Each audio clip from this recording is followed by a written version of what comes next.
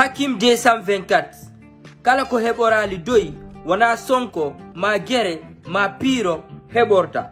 Si tawi ko goɗɗo on ma wajade, si tawi ko goɗɗo on ma conseillude ya waɗu koko onda wadde ɗo, andu on ɗo wona giɗo ma.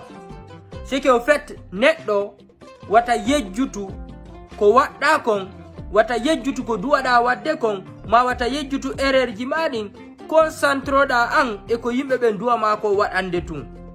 Si mi miijitike seeɗa, a yaltino ɗo a waɗi publication ayni guinéen ɓe ɓen ɓe alama soutenude an ko pays étranger ji wonma soutenugol.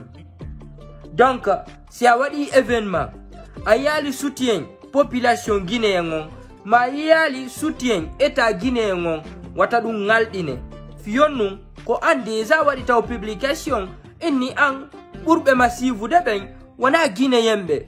Donc cela veut dire an a konta e guinéen ɓe ɓen au fait. Pourtant hande sa yiɗa woni Hakim le plus suivi sur TikTok, ma hiɗa siva sur YouTube, ma Facebook, ko guinéen ɓe ɓen townuma ha siɗi a pays ji fuɗɗima andugol. Hiɗa wulla sonka, hiɗa ñaaɗa, hiɗa inna wayreyel man an ministre on o jonnalima soutien makkon. Wata yejjutude an a waɗino vidéo ji a yennino état on au fait ɗin vidéo ji ma no existe, mais malgré tout ça a ari la Guinée ministre on ɓe accueillima ka département maɓɓe, ɓe ƴetti passeport guinéen ɓe jonnima, ɓe ƴetti passeport guinéen ɓe jonni ɓeyguma, ɓe ƴetti mbuuɗi seeɗa kadi ɓe jonnima, par ce que on sumasi 2021 2022 ko ɗum waɗananoɗa. Donc sa yejjiti ɗum ɗon menen min yejjitali au fait. Donc hay o événement maɗo normalement ɓe duwano soutenugol, mais si ɓe soutenali ɗum hewta ko waɗa publication mankaɓe respect nder publication ma on, par ce que si a jooɗi ke an tigui a jangguiti publication ko waɗɗa kon a tawa a waɗi erreur ji jani nder ton. Neɗɗo non surtout influenceur jo imo duwa forugol e communication. Misi ko mi wonnoma an si ministre on soutenal e ngal ɗo mi yennatamo fi ɗum, mi mankatamo respect fi ɗum, par ce que lan andi lan fewndini mi fewndinoya e haajuji go kadi yeeso. No e wonde e ngal ɗo ron kama soutenude mais yeeso o soutenama, mais déjà ta sa waɗi publication ji a mankimo respect nini konno soutenirtama yeeso. Au fait neɗɗo wata ndaru finde wotere.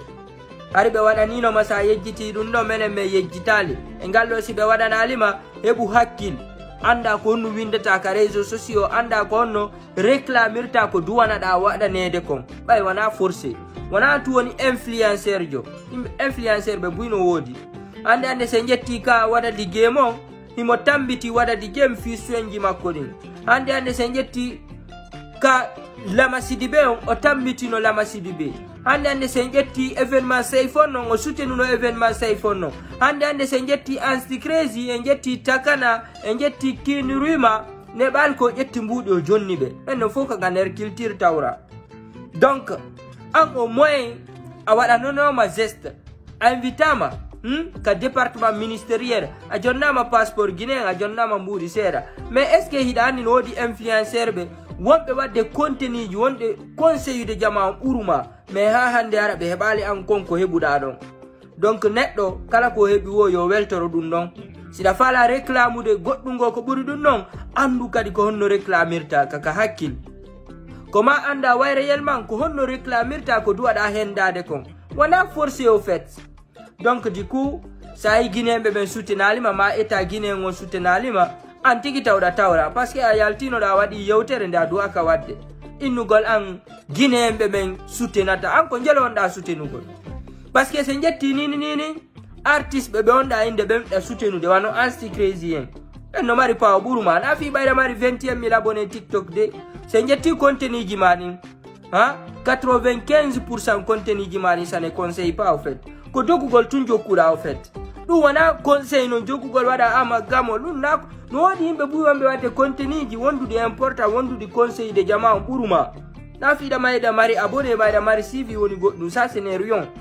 Donc du coup siɗa fala apportande guinéen culture guinéen on goɗɗum no woodi yimɓe ɓuuri ɓe sivaka, artiste ɓe andaka, ma influenceur ɓe andaka, est ce que an hida soutenude ɓen ɗon ko influenceur ɓe jelo soutenuɗa townuɗa pay koye buyno woodi ɓe yangoduɗa sénégal avant ndiya andede wonnoɓe participude ka vidéo ji ma doginaɓe nder capital dakar on fof hande ko honno jogitorɗa ɓen relation ma on ange maɓɓe ko honno woniri woodi woɓɓe joni ay on acciti wurodirde meɗen andi au fait donc Hakim 224 normalement ɓe duwanoma soutenugol mais si ɓe soutenalima andeno kadi ko honno waɗirta poste ma on fi e ngal ɗo si ɓe soutenali au moins fi yesso yo ɓe soutenoyi mais kaka hakkille quoi ko ma heɓana ɗum non hakkille donc revoyu manière de communication ma on min noon ko avis an on mi jonniya a wondola darde ɗa wawi jonde avis ma on partage a vidéo on wassalam.